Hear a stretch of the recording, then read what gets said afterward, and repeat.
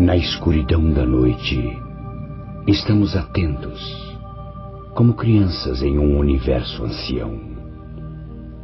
Nós tentamos encontrar o homem do espaço e procuramos o significado nas estrelas. Nós procuramos por respostas, nós procuramos pela vida, talvez não a vida como a conhecemos, um mundo à parte, não é? Sei o que vi naquela noite. Era real.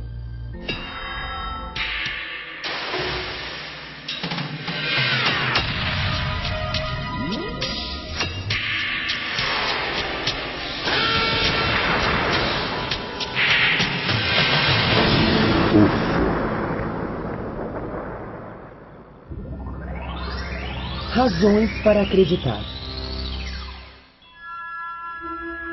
Há tempos ficamos intrigados com a possibilidade de vida em outros planetas. E a nossa cultura popular tem estado repleta de imagens de OVNIs há décadas.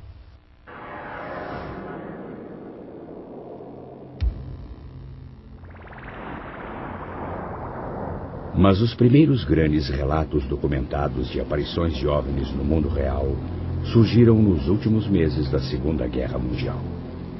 As aparições que tivemos aqui, acho que foram em 1944, em novembro ou dezembro, víamos essas esferas de luz que voavam nas asas de nosso avião. Aquela que eu vi era uma espécie de luz branca. As outras pessoas viram luzes vermelhas. Algumas viam luzes verdes. E algumas relataram que iriam tentar perseguir uma delas. Elas jamais conseguiriam pegar uma.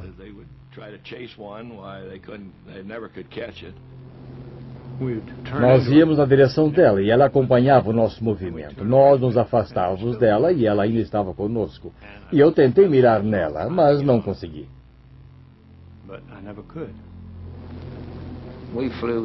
Voávamos no mosquito britânico, que era capaz de desenvolver 833 km por hora. Nós tentamos nos aproximar várias vezes, emparelhar com ela, e nunca conseguimos sequer chegar perto. Os pilotos chamaram esses objetos voadores não identificados de caças Fu, mas ainda não sabem se eles eram armas secretas alemãs, ilusões de ótica ou algo completamente diferente. Eu acho que as alternativas existem, seja a imaginação, alucinação ou realmente algo extraterrestre, ou um objeto alemão controlado do solo. Mas em 50 anos eu não vi nada que tenha mudado a percepção de que eram objetos voadores não identificados.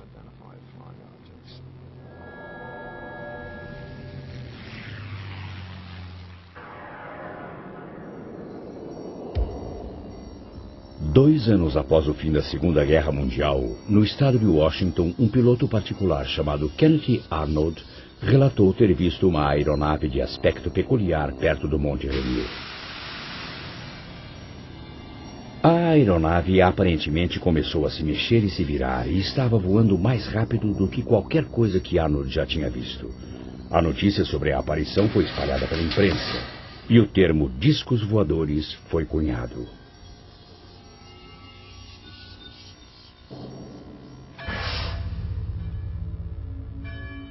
Apesar da vida na América no pós-guerra parecer bastante tranquila, os relatos de objetos voadores não identificados começaram a se multiplicar. Esses OVNIs eram aviões de reconhecimento soviéticos? Isso poderia explicar sua presença em torno das bases militares americanas? Começou a haver medo. Os segredos atômicos poderiam estar ameaçados e a segurança nacional em jogo.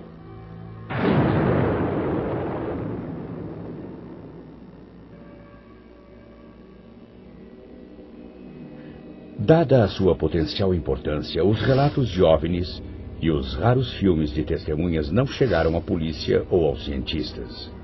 Em vez disso, durante 22 anos, eles foram coletados como parte do Projeto Livro Azul para investigação pela Força Aérea. O chefe do projeto explicou o motivo. Antes de mais nada, tentamos determinar se o fenômeno dos OVNIs é uma ameaça à segurança dos Estados Unidos. E determinar se o fenômeno dos OVNIs inclui algum avanço tecnológico que poderia ser canalizado para pesquisa e desenvolvimento. Finalmente, em 1969, os arquivos foram fechados. A conclusão da Força Aérea: nenhuma ameaça e poucos dados. Eles analisaram 3.201 aparições. Eles categorizaram cada uma delas. Fizeram uma avaliação de cada uma e o que descobriram foi que 21% dos casos examinados tinham de ser classificados como desconhecidos, completamente separados e distintos dos 10% que foram classificados como informação insuficiente. Descobriram que quanto melhor a qualidade da aparição, maior era a probabilidade de ser algo desconhecido. Ainda assim, o que o secretário da Força Aérea disse ao público? Ele disse: acreditamos que nenhum objeto descrito como disco voador já tenha voado sobre os Estados Unidos.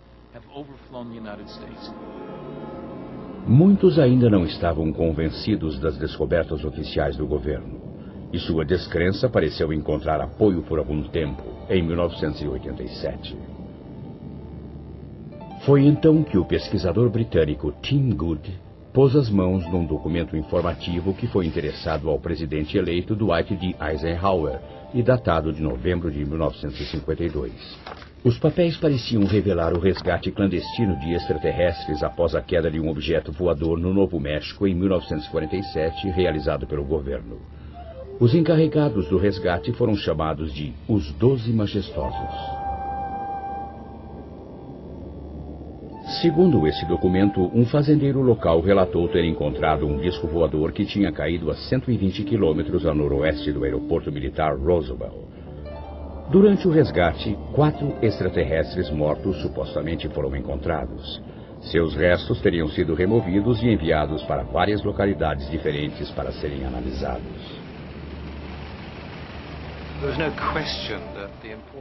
Não há dúvida de que a importância desses documentos foi monumental. Quero dizer, nada como isso já tinha aparecido. É dinamite pura. Prova que existem discos voadores, visitantes extraterrestres, a coisa toda. A implicação disso é: 1. A Terra está sendo visitada por naves extraterrestres. 2. O governo sabe que isso é verdade. Não só abstratamente, mas tem pedaços de uma nave e corpos de extraterrestres desde pelo menos 1947. Mas nem todos estavam certos disso. Cerca de 10 minutos depois de ver as conclusões baseadas na minha pesquisa de OVNIs até aquela época, eu sabia que essas coisas não eram reais. Entre os documentos que Tim Good recebeu estava um memorando do presidente Truman ao seu secretário de Defesa. Críticos afirmavam que sua assinatura era idêntica àquela que estava em outro documento, um problema para analistas de documentos. Qualquer pessoa familiarizada com análise forense de documentos sabe que uma pessoa nunca assina o seu nome 2 vezes da mesma maneira. E isso sugeriu que a assinatura do documento genuíno, que provava que não era um OVNI, tinha sido cortada por um falsificador e colada nesse falso documento presidencial para dar um ar de autenticidade.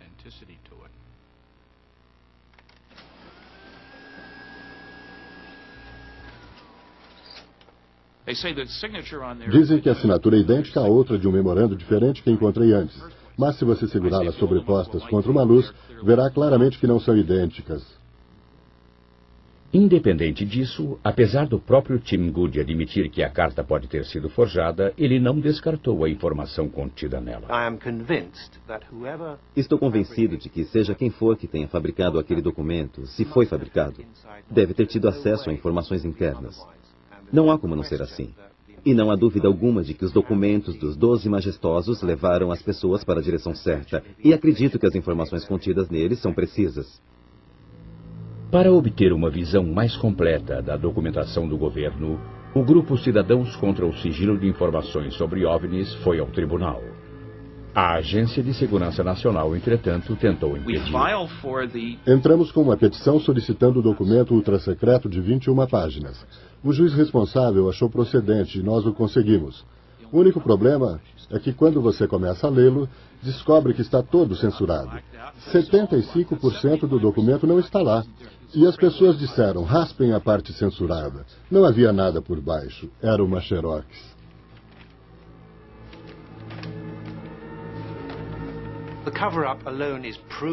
O acobertamento disso é provado pela liberação de documentos por agências como o FBI, que negaram qualquer envolvimento em pesquisas de OVNIs até que a Lei de Liberdade de Informações mostrasse que eles estavam mentindo. Eles liberaram 1.100 páginas de documentos. A CIA negou qualquer interesse pelo assunto. De repente, agora temos milhares de páginas sobre informações relativas a OVNIs, que datam até da década de 40, o que claramente indica que houve um acobertamento. Certamente o Centro para Estudos de OVNIs, uma entidade privada, acha que existe validade para esse trabalho. Mais de 100 mil casos estão arquivados aqui. Em mais de 20 anos de trabalho nessa área, estou convencido de que há um fenômeno misterioso ocorrendo, que está sendo negligenciado pela ciência, não pelo público, mas pela ciência. E é em detrimento da ciência... Em março de 1990, na antiga União Soviética, caças são enviados para investigar luzes pulsantes a nordeste de Moscou. Durante 3 horas e meia, eles perseguem as luzes que se moviam a velocidades de até 4.800 km por hora. Nenhuma imagem de radar apareceu nas telas nas estações de solo, mas fotografias foram tiradas e o rastreamento térmico produziu resultados. Para o chefe das Forças de Defesa Aérea, esses resultados secretos eram provas suficientes da existência de OVNIs. Mas os jornalistas estão perguntando se houve outras aparições. Destes 1.990 casos, só um estava embasado por evidências. Este é o único caso em que há provas reais. Nem se considerou que a aparição poderia ser de um bombardeiro stealth. Nunca pensamos que fosse uma aeronave stealth americana. As características de radar não são as mesmas. O stealth se comporta como um avião em termos de velocidade e maniabilidade. Os OVNIs são muito diferentes. A regra que não está escrita: não dispare em OVNIs. No que se refere às instruções oficiais, nós, da Defesa Aérea, temos certas regras que não estão escritas, que significam que não devemos disparar em OVNIs. A partir de 1977, um estudo oficial do Ministério Soviético de Defesa tem coletado centenas de relatos de OVNIs, alegadamente para adquirir tecnologia extraterrestre para uso militar.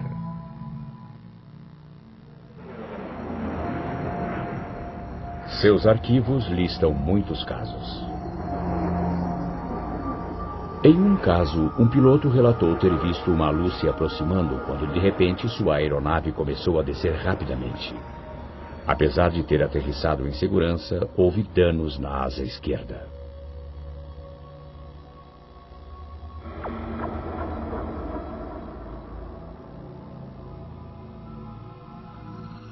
Inédito no Ocidente, este filme amador parece mostrar um OVNI sobre o parlamento em Vilnius, a capital da Lituânia. A aeronave paira sem produzir ruído e aparentemente aterrissa.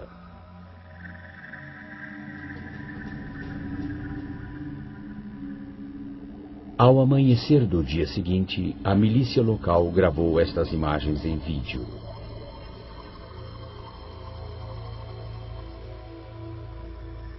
Aumentada, a aparência do visitante noturno é esta.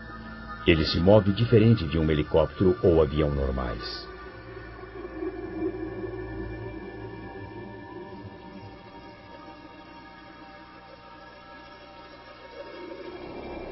Em outro incidente soviético, centenas de pessoas acharam que viram um OVNI gigante sobre a cidade de Petrozavodsk, no noroeste da Rússia, em 1977. Mas estudos estabeleceram que era o propulsor de um satélite lançado secretamente. Ainda na Academia de Ciência Soviética, tais fenômenos são considerados dignos de uma investigação séria. Além dos estudos militares, esse corpo governamental para pesquisa acadêmica coordena uma coleta nacional de informações para análise científica. Aqui, o Comitê Central de Estudos de OVNIs coleta dados de 10 outras academias científicas. Eu gostaria de dizer algumas palavras sobre nossos métodos. Para algumas aparições, realizamos investigações de campo.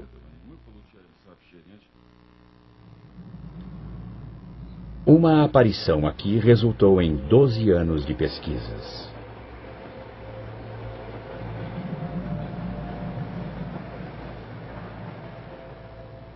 Passageiros de um trem relataram ter avistado um OVNI. Uma aeronave metálica que aterrissou nas suas proximidades. O biólogo Yuri Zmiakov acredita que houve mudanças permanentes no cenário. Acreditamos que este pode ter sido um local de aterrissagem.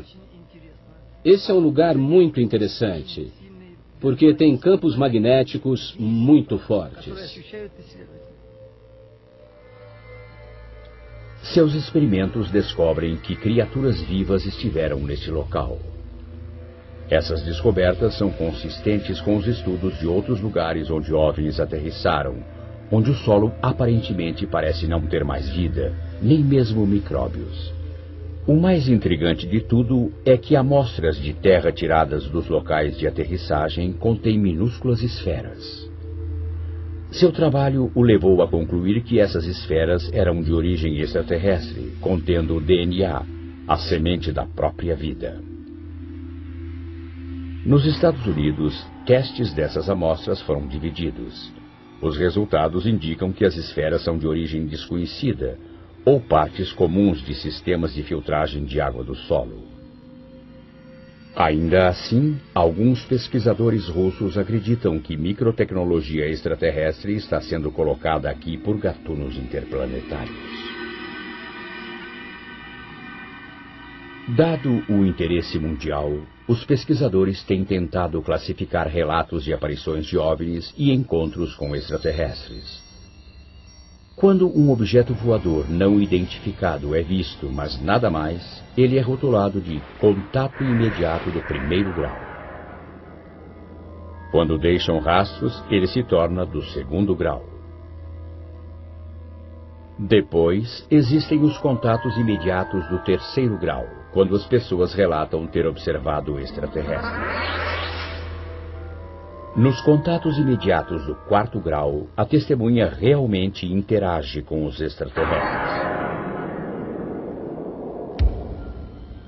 Em novembro de 1980, em Todmorden, Inglaterra, Alan Godfrey, um experiente oficial de polícia, estava numa ronda noturna quando viu um objeto que não podia identificar. Eu estava fazendo minha ronda noturna, então decidi que iria a um determinado local naquela noite. Quando eu estava para voltar, eu vi na Fernley Road aquele objeto. Quando eu cheguei perto, ficou evidente que eu não estava olhando para uma coisa que normalmente encontraria ao amanhecer em Todmorden, sabe? Achei que poderia ser um balão de ar quente que tinha caído. Mas, obviamente, quando me aproximava mais, percebi que era um objeto metálico, feito pelo homem. Era uma coisa construída, não era uma alucinação, era real. Esse objeto tinha 6 metros de largura. Tinha 4,30 metros de altura. Tinha o formato de diamante. A metade inferior dele girava, a metade superior estava parada. Tinha uma série de janelas escuras, ou poderiam ser painéis. E se eu saísse do carro, pegasse um tijolo e atirasse nele, provavelmente descobriria se eram janelas ou não. As árvores que se alinhavam à beira da estrada estavam sacudindo violentamente, mas ainda assim, enquanto eu estava dando partida no carro, não senti nenhuma vibração. Não ouvi ruído algum, mas é claro que eu não ia sair do carro. Peguei a minha prancheta, coloquei-a no meu joelho e comecei a desenhá-lo. Mas quando estava desenhando o objeto, de repente eu estava do outro lado dele, dirigindo o carro da polícia, e o objeto tinha partido. Um período de tempo tinha passado. Após uma regressão hipnótica, o policial lembrou-se de mais detalhes. Existe uma escuridão completa e depois uma sensação de flutuação, como se eu ou outro veículo, seja o que for, estivesse flutuando. Depois acordei num quarto. Nesse quarto havia um humanoide muito alto.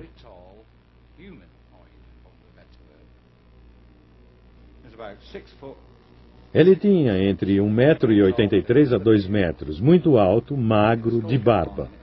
Ele vestia uma touca cirúrgica e estava com seu avental branco. O que aconteceu depois foi que pediram para eu subir nessa cama. Ele me fez perguntas e eu não sei como as fez, porque a sua boca não se movia. Ele não estava falando. Ele queria que eu subisse na cama. Obviamente, fosse quem fosse, ele tinha uma espécie de influência nos meus pensamentos. Ainda assim me senti à vontade com ele. Me senti confortável com ele. Tive a impressão de já conhecê-lo antes. Eu não sentia medo dele ou algo assim. Eu não senti que estava em perigo. Então, estou na cama e essas coisinhas horríveis aparecem.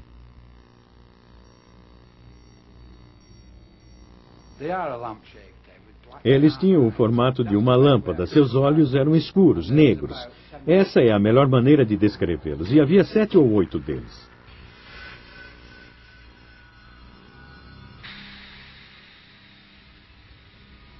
Policiais nas proximidades disseram que tinham visto uma luz no céu, e Alan Godfrey insiste que seu encontro foi genuíno. Sei o que vi naquela noite. Era real. Era muito real. Em 1974, em Landrillo, país de Gales, os moradores sentiram grandes tremores. Os tremores não tiveram uma causa natural.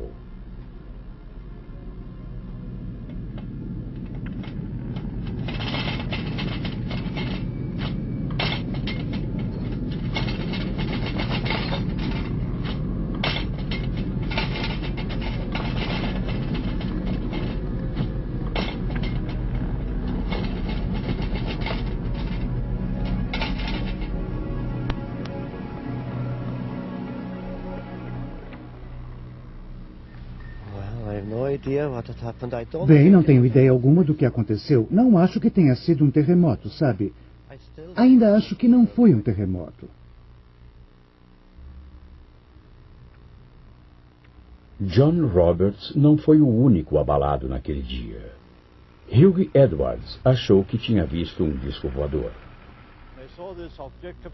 Eu vi esse objeto vir da montanha. Era do tamanho de um ônibus. Era luminoso de uma ponta a outra.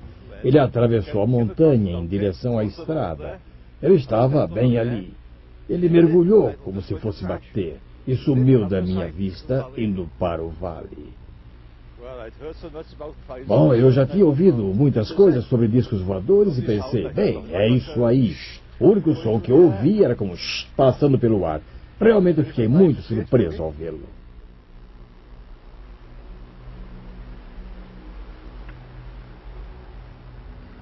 A enfermeira do município achou que um avião tivesse caído. Achei que podia ter sido um desastre de avião.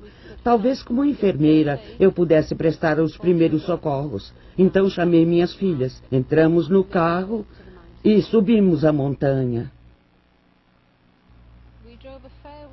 Dirigimos um longo caminho pela estrada da montanha. E à nossa esquerda dava para ver uma enorme bola cor de laranja sobre a montanha brilhando. Paramos e começamos a olhar para o que achávamos ser um avião, em chamas. Porque pensamos, pode haver corpos se foi um acidente de avião. E não estávamos felizes com essa perspectiva. Mas ficamos muito surpresas por ver aquela grande bola laranja parada ali. Não havia chamas e a sua forma era muito uniforme. O formato esférico daquilo nos fez perceber que não era um avião. Não havia chamas, mas esse grande objeto laranja que vimos estava pulsando.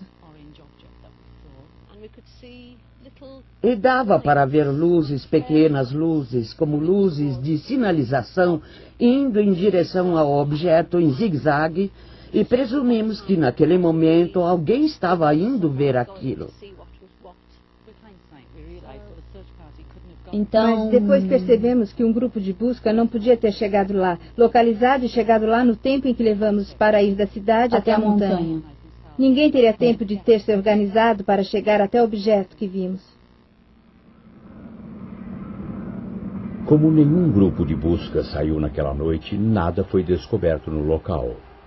Mas o astrônomo Ron Madsen sugeriu que o que as pessoas viram foi um meteorito ou uma bola de fogo, e que ele coincidiu com um terremoto numa falha próxima. Pensando que aquela explosão poderia muito bem ter sido provocada por um pedaço de rocha impactante, nossa primeira reação foi tentar calcular a energia envolvida. E pareceu-nos que seria uma coisa que corresponderia a uma explosão de cerca de 600 toneladas de dinamite.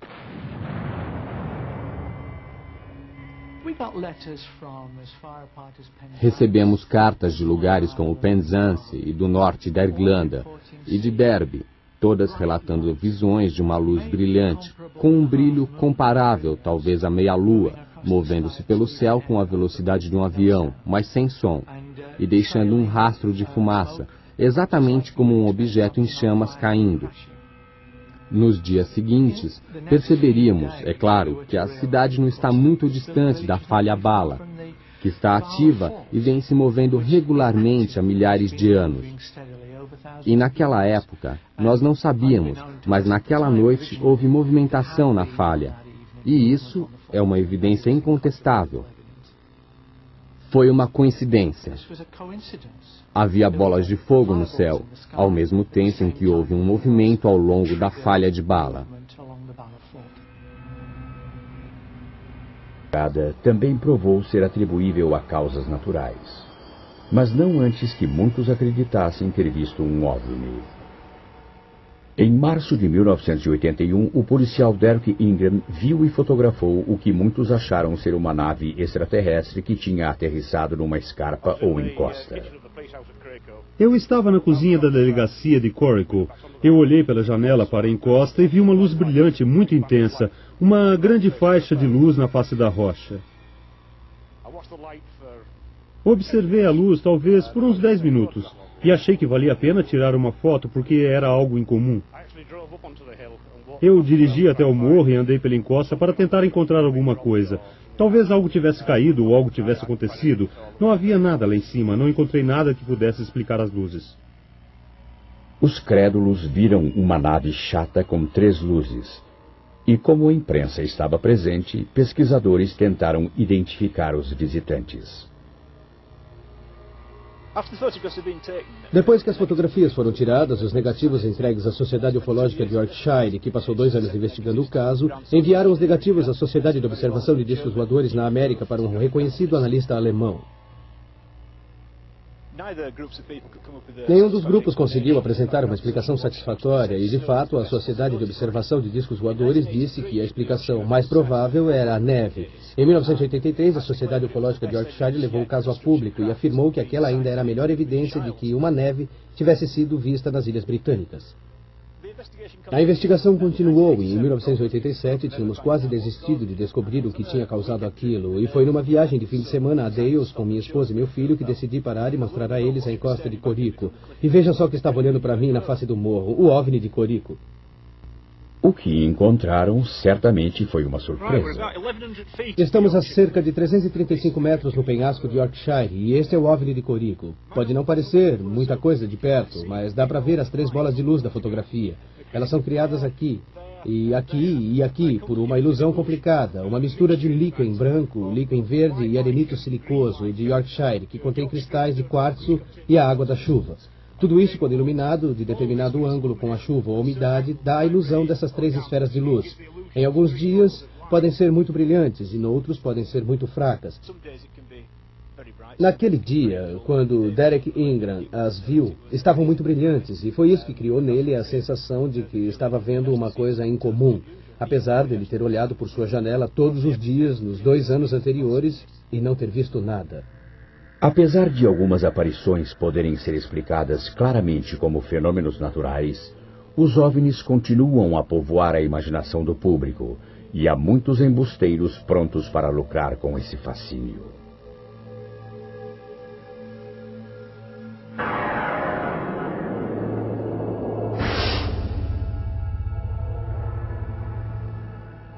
Em Gulf Breeze, Flórida, em novembro de 1987, o construtor Ed Walters afirma ter tirado fotos instantâneas de um OVNI 3 vezes maior do que uma casa.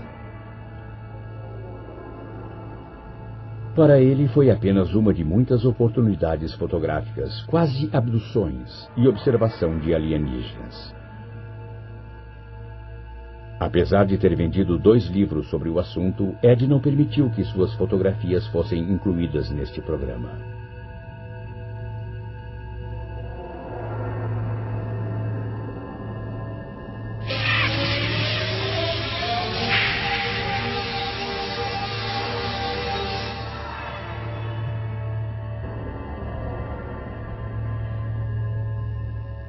Fotografias como estas não são difíceis de falsificar. Com um pouco de conhecimento, um modelo de isopor e a câmera certa. É muito fácil reproduzir essas fotos. Ele tirou a maioria dessas fotos, cerca de 30 delas, com uma câmera Polaroid 108. É muito fácil conseguir dupla exposição do filme nesta câmera.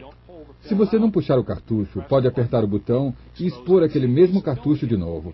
Você tira uma foto do modelo do OVNI lá dentro, sai, tira uma foto do céu e deixa o cartucho revelar o resultado. Então você terá uma exposição dupla, terá um OVNI voando no céu.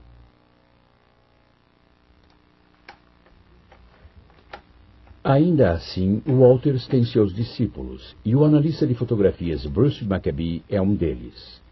Físico pesquisador do governo, Maccabee acredita em OVNIs e é o autor de muitos estudos científicos sobre eles. Eu analisei todos os filmes e vídeos que foram feitos por Ed Walters. Eu acho que estudei a maioria dos vídeos que foram feitos por outras pessoas de lá. Ele está parado ali. No que diz respeito a fotos e vídeos de Ed, é minha opinião que são reais.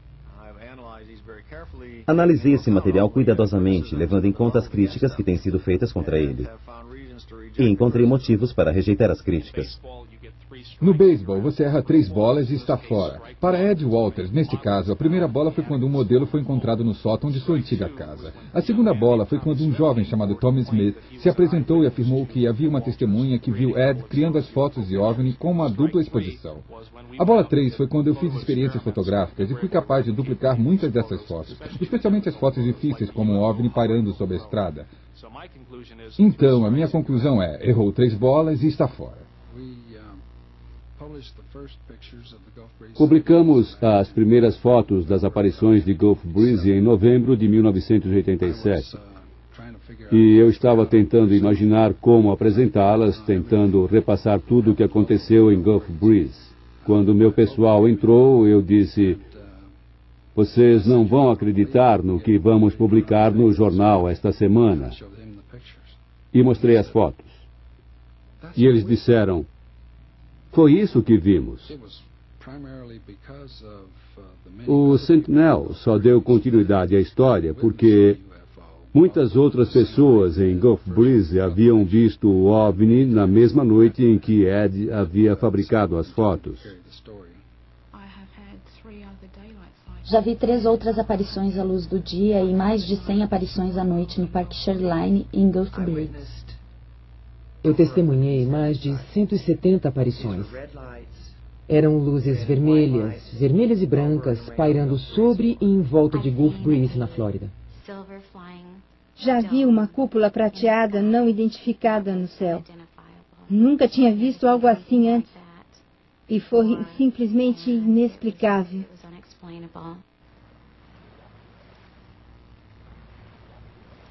Mas do outro lado da baía de Gulf Breeze está a base aérea naval de Pensacola.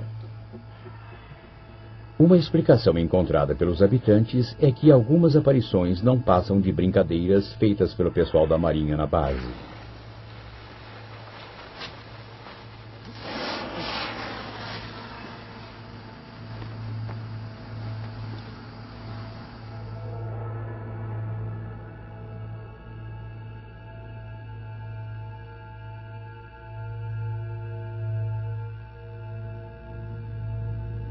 Outra possibilidade é que as aeronaves militares estejam sendo confundidas com OVNIs.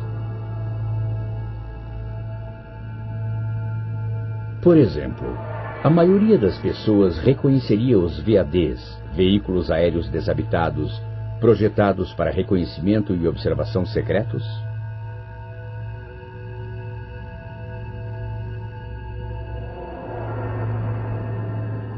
Ainda assim, apesar do fato de que certas aparições podem ser embustes ou então explicadas por fenômenos naturais ou causados pelo homem, continuamos à procura.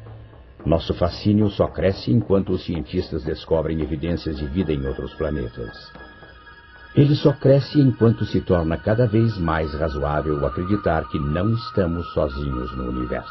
A vida extraterrestre em geral pode ser ainda mais disseminada. Astrônomos calculam a quantidade de civilizações que podemos esperar detectar no espaço. Eles utilizam a equação de Drake, do professor Frank Drake. O primeiro fator é o índice de formação de estrelas na nossa galáxia. Quanto mais estrelas você produz, mais moradas potenciais de vida irão existir. Uma fração dessas estrelas irá ter planetas. Esse é o segundo fator, a fração que terá planetas. Depois temos que levar em conta a quantidade de planetas em cada sistema que são potenciais moradas de vida. O próximo fator é a fração de sistemas de coisas vivas que dão origem à inteligência. O fator seguinte é a fração de sistemas de criaturas inteligentes que desenvolvem alta tecnologia, uma tecnologia detectável. Mas quanto tempo duram? Por quanto tempo são detectáveis? Talvez sejam destruídos por acidentes cósmicos, talvez de maneira ruim, através de uma guerra nuclear. Achamos que provavelmente se tornam indetectáveis porque sua tecnologia ficou tão sofisticada que não há desperdício de energia. Eles não liberam energia para o espaço e, portanto, não há sinal deles para ser detectado. E então dizemos, bem, deve haver alguma longevidade. L, a extensão de tempo durante a qual uma civilização é visível. E agora, se tomarmos o índice de produção e o multiplicarmos por aquele L, o resultado final é o que começamos a descobrir, que é a quantidade de civilizações detectáveis no espaço. E a quantidade está aumentando. 7 novos planetas foram descobertos no último ano. Um desses planetas é quase tão grande quanto Júpiter, do tamanho da 4ª estrela mais próxima do Sol. Um planeta orbitando a estrela 51 na constelação do Pégaso. A última estimativa da quantidade de galáxias agora é 50 bilhões. A quantidade estimada de civilizações detectáveis é de 100 milhões de milhões. Alguma dessas civilizações em potencial está tentando se comunicar conosco? 7. A busca por inteligência extraterrestre está na escuta. Realizei a primeira busca moderna de rádio em 1960. Em todo o mundo, grandes radiotelescópios estavam sendo construídos porque a beleza e a potência da radioastronomia tinha acabado de ser reconhecida. E também naquela época, receptores de rádio muito mais sensíveis foram inventados. A combinação desses novos telescópios e desses novos receptores de rádio nos deram uma sensibilidade muito maior do que tínhamos antes, e foi uma inovação. Em termos de habilidade, tínhamos cruzado uma fronteira muito importante. Então fazia sentido pesquisar. Não precisávamos de qualquer coisa especial nas atividades dos extraterrestres. Se eles fossem como nós, poderíamos detectá-los. Realizar uma busca 7 da superfície da Terra é algo muito desafiador e muito difícil. E o motivo é que detectamos sinais inteligentes o tempo todo, só que eles são todos nossos. Todos criados por nós, e alguns com uma vida incrivelmente longa. Sinal de chamada GBTT, Golf Bravo Tango Tango.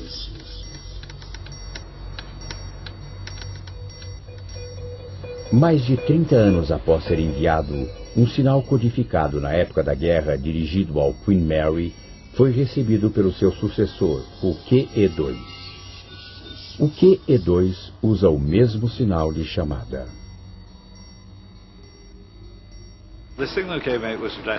O sinal veio e estava endereçado para Golf Bravo Tango Tango, que é o sinal de chamado do QE2, mas eram as letras sinalizadas do Queen Mary. E o oficial de rádio que recebeu o sinal reconheceu o Golf Bravo Tango Tango e pensou que era para esse navio.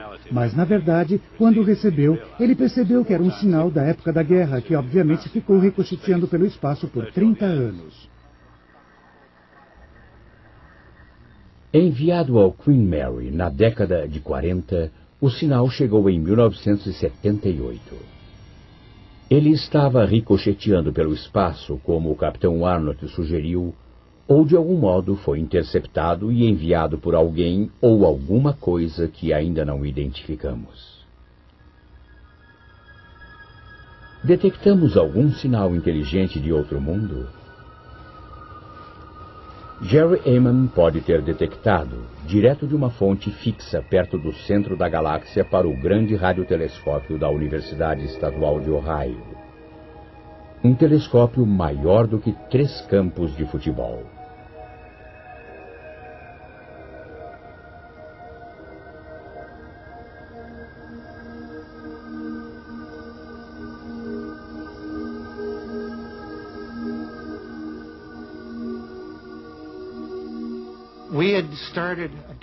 Tínhamos iniciado uma análise de dados em 15 de agosto de 1977, que durou cerca de 3 dias.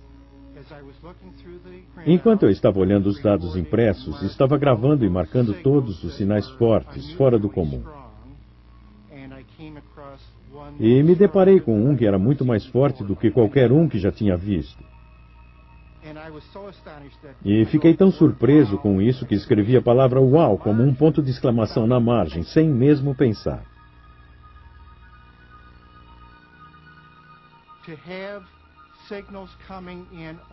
Ter sinais entrando em um só canal indica a possibilidade de que isso tenha sido um evento astronômico singular ou gerado por algum transmissor. Estamos fazendo uma segunda varredura do céu usando equipamentos mais modernos. E passamos por essa mesma região do céu e ainda não vimos a fonte do uau novamente. Ehman e seus colegas verificam seu equipamento e os números. Estudos eliminaram interferências, sondas espaciais e fontes terrestres. Definitivamente excluímos espaçonaves próximas ou lixo espacial ou satélites na órbita da Terra.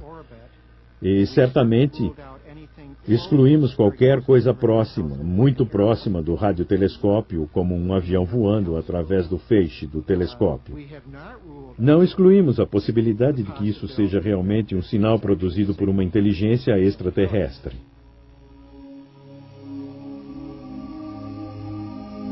A transmissão de um sinal é uma coisa, mas existem maneiras de se viajar essas vastas distâncias do espaço. Se você imaginar que este balão é o nosso universo, vivemos em 3 dimensões na superfície do balão. E foi sugerido que pode existir o que chamam de buracos, que atravessam um balão de um lado a outro, ou conectando pontos, o que nos permitirá viajar de um lado do balão até o outro, através de um atalho.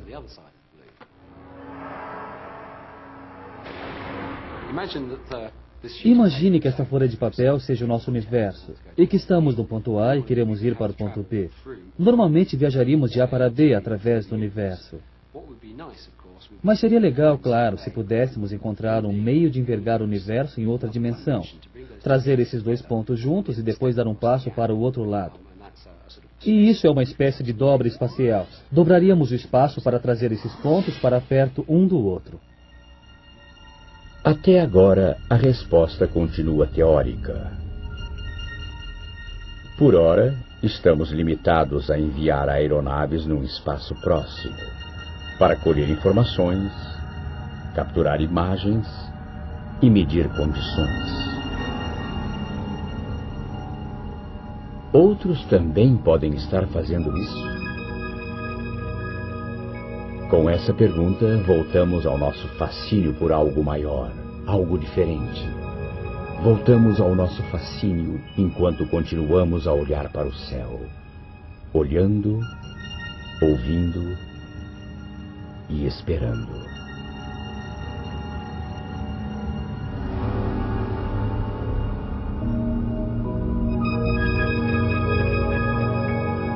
Versão brasileira, Tempo Filmes, São Paulo.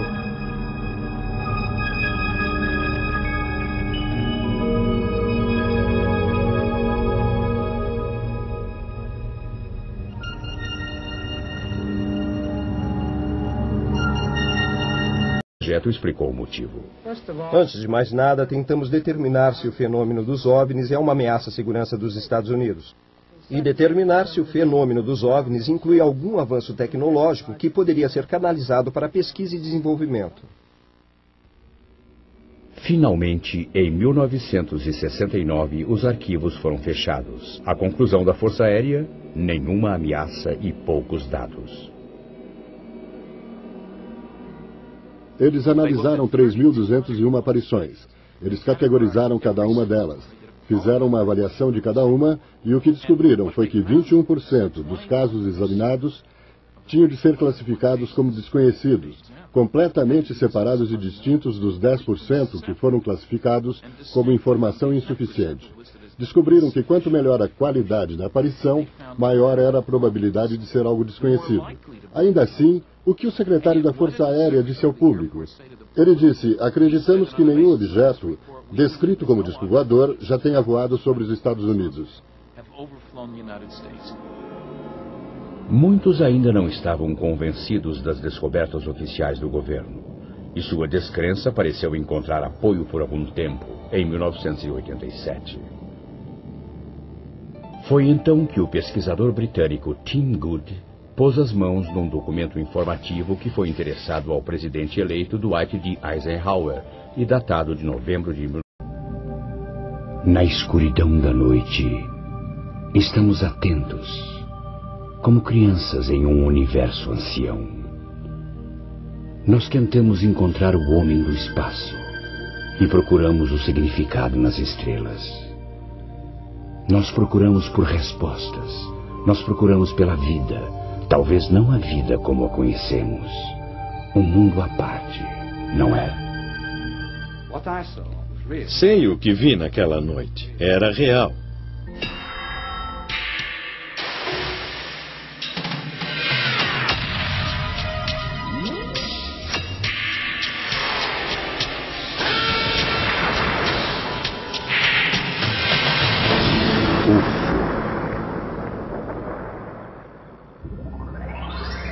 Razões para acreditar. Há tempos ficamos intrigados com a possibilidade de vida em outros planetas. E a nossa cultura popular tem estado repleta de imagens de OVNIs há décadas.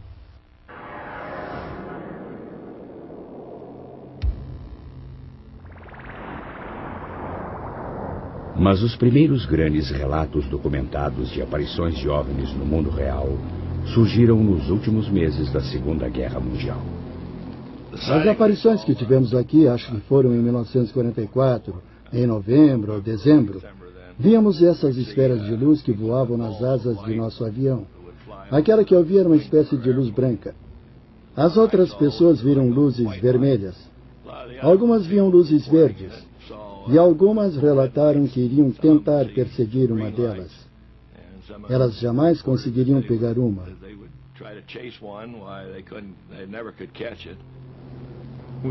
Nós íamos na direção dela e ela acompanhava o nosso movimento. Nós nos afastávamos dela e ela ainda estava conosco.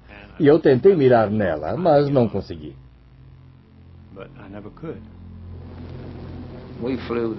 Voávamos no mosquito britânico, que era capaz de desenvolver 833 km por hora.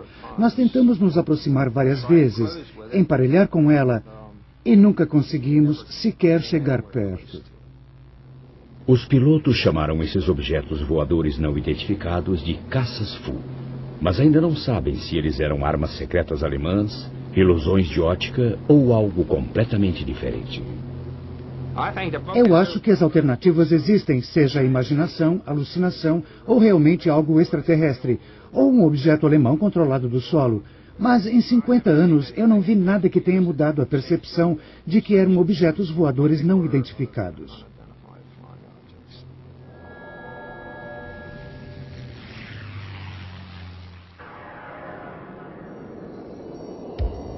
Em 1952. Os papéis pareciam revelar o resgate clandestino de extraterrestres após a queda de um objeto voador no Novo México em 1947, realizado pelo governo. Os encarregados do resgate foram chamados de os 12 Majestosos.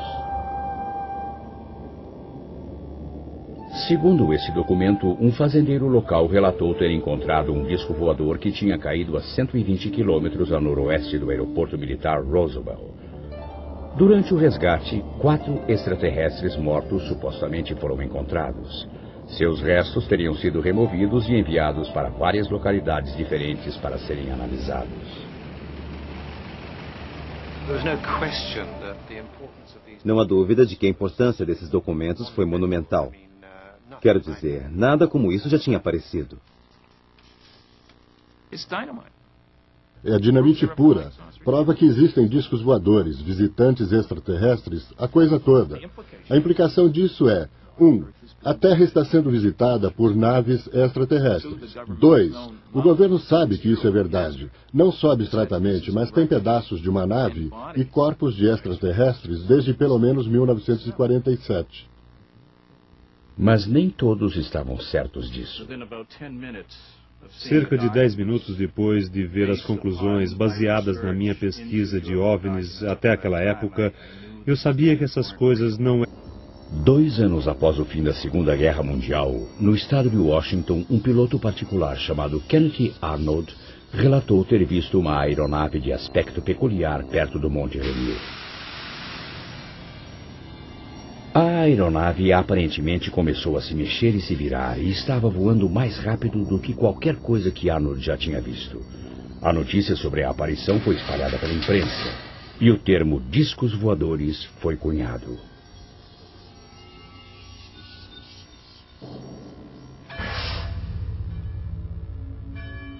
Apesar da vida na América no pós-guerra parecer bastante tranquila, os relatos de objetos voadores não identificados começaram a se multiplicar. Esses OVNIs eram aviões de reconhecimento soviéticos? Isso poderia explicar sua presença em torno das bases militares americanas? Começou a haver medo. Os segredos atômicos poderiam estar ameaçados e a segurança nacional em jogo.